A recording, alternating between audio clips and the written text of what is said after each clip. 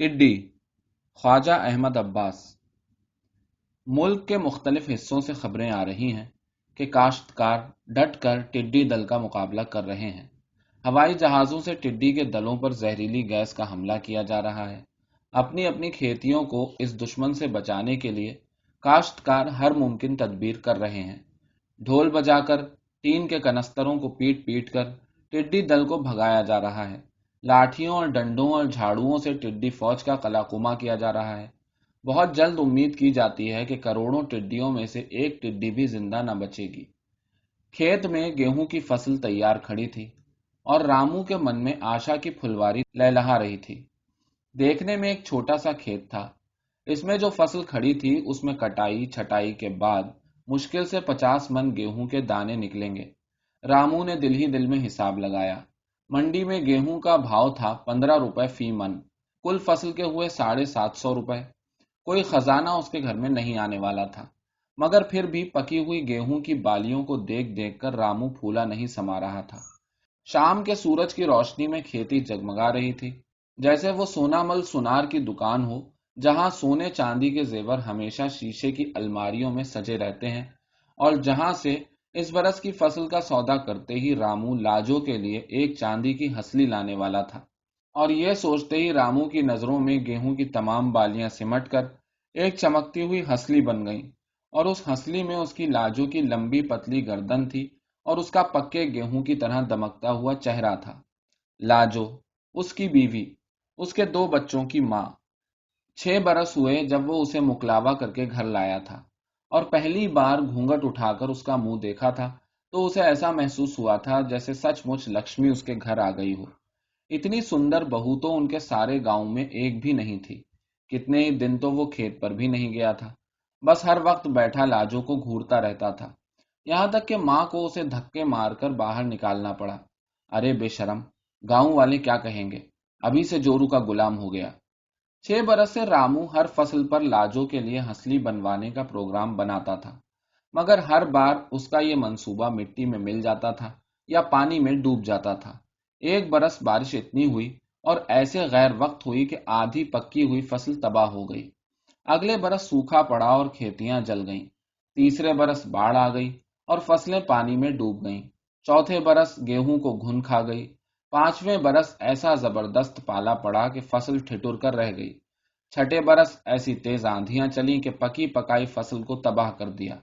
मगर इस बरस भगवान की कृपा से सब ठीक ठाक था। नई नहर से उनको पानी काफी मिला था। सरकार के महकमे ज़राअत से खाद भी मिली थी और फसल को खाने वाले कीड़ों को मारने की दवा भी मिली थी। बारिश न कम हुई थी न ज्यादा। इस बरस रामू को ऐसा लगता था कि उसकी लाजों के नाजुक गले में वो चांदी की हंसली जरूर जगमगाएगी, जो कब से सोनामल की शीशे की अलमारी में उस घड़ी का इंतजार कर रही थी। अपने खेत में खड़ा खड़ा रामू सोच रहा था कि अब एक आध दिन में कटाई शुरू ही कर देनी चाहिए। इतने में उसने धूप में जगमगाते हुए खेत पर एक साया पड़ता हुआ देखा, और न जाने क्यों दफतन उसका दिल खौफ से भर गया। नजर उठाकर देखा तो आकाश पर पश्चिम की तरफ से आता हुआ एक बादल दिखाई दिया। उसने सोचा, ये बेवक्त की बरखा कैसी, इन दिनों तो कभी बादल नहीं देखे। उसके बराबर के खेत में उसका पड़ोसी गंगू भी यही सोच रहा था। अरे रामू, इस बरस बेबखत की बरखा होने वाली है क्या? यही मैं सोच रहा हूं भैया। और अभी वो कुछ और ना कह पाया था कि बादल, जो बड़ी गैर मामूली रफ्तार से उड़ रहा था, अब उनके सर पर ही आ गया, और बरखा की पहली बूंद रामू की नाक पर से फिसलती हुई गेहूं की एक पकी हुई बाली पर गिरी। मगर यह बूंद पानी की नहीं थी।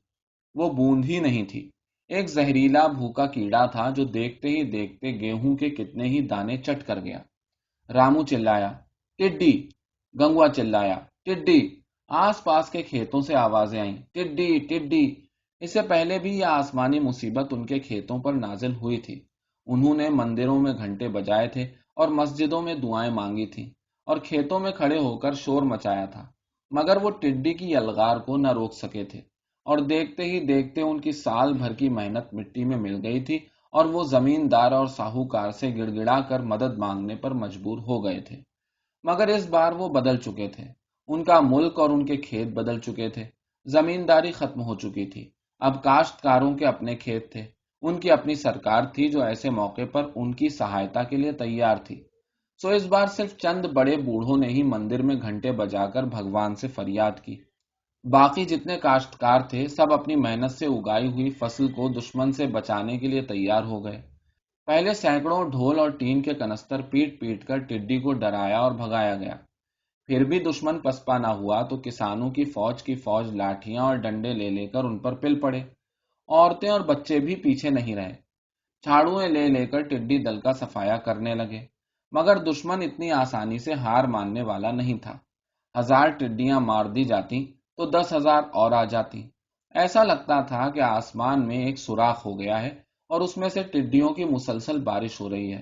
لاکھوں ٹڈیاں، کروڑوں ٹڈیاں، پھر بھی مقابلہ کرنے والوں نے ہار نہیں مانی۔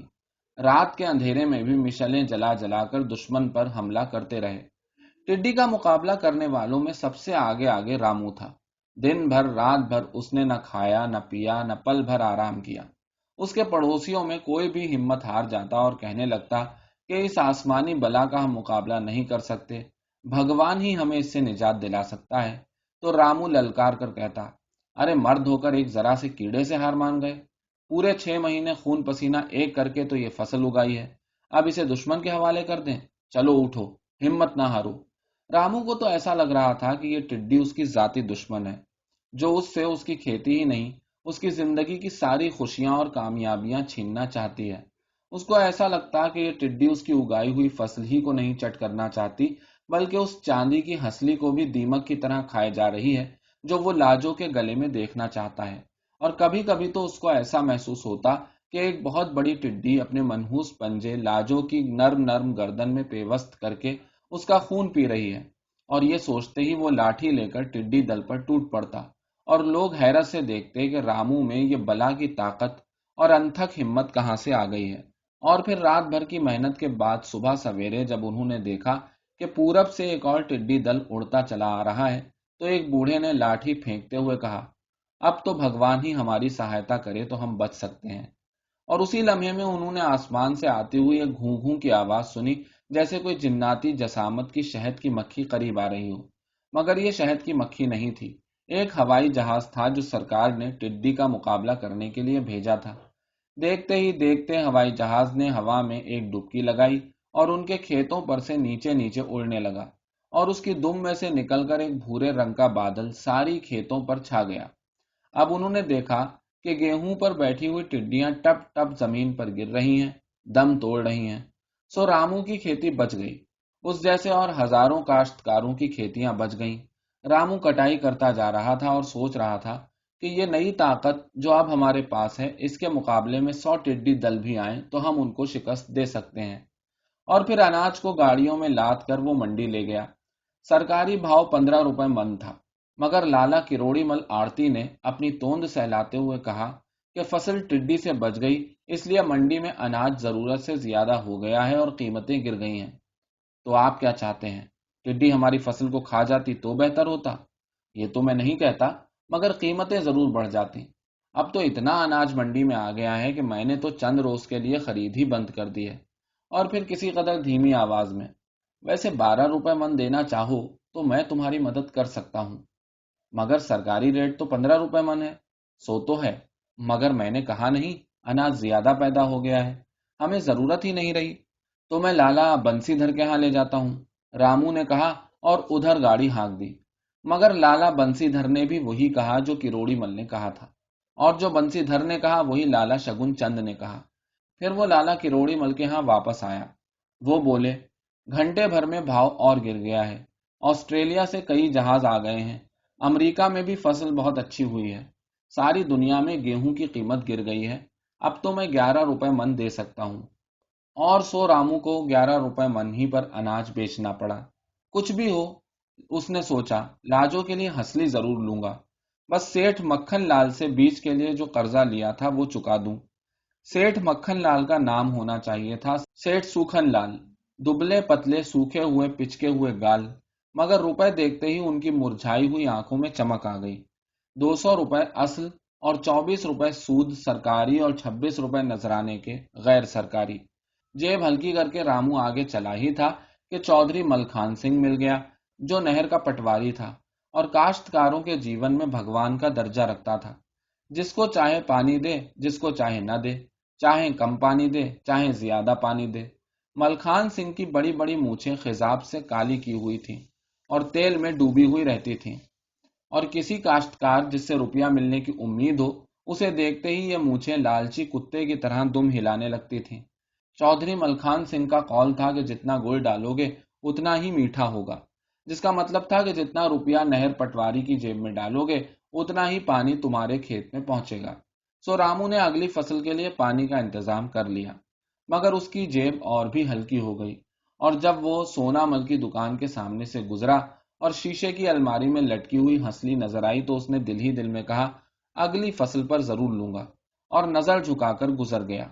रात हुए घर वापस पहुंचा तो देखा लाजो उसका इंतजार करते करते चूल्हे के पास बैठी ही बैठी सो गई है। चंगीर में रोटी पकी रखी थी, चूल्हे पर साग की हंडिया धरी थी। वो लाजो को आवाज देने ही वाला था कि उसने देखा कि एक परों वाला कीड़ा दीवार पर रेंगता हुआ लाजो की तरफ बढ़ रहा है। उसने हाथ बढ़ाकर उसे पकड़ लिया। टिड्डी, उसने सोचा, तो अभी सारे टिड्डी दल का खात्मा नहीं हुआ। उसकी उंगलियों में दबी हुई टिड्डी कुलबुला रही थी, फड़फड़ा रही थी, शायद दम तोड़ रही थी, मगर अभी तक जिंदा थी। चिराग रोशनी में लाया तो उसने देखा कि टिड्डी का पेट न जाने किसका अनाज खाकर फूला हुआ है। उसकी छोटी छोटी आंखें चमक रही हैं और उसकी लंबी नोकीली मूछें लालची कुत्ते की तरह दुम हिला रही हैं।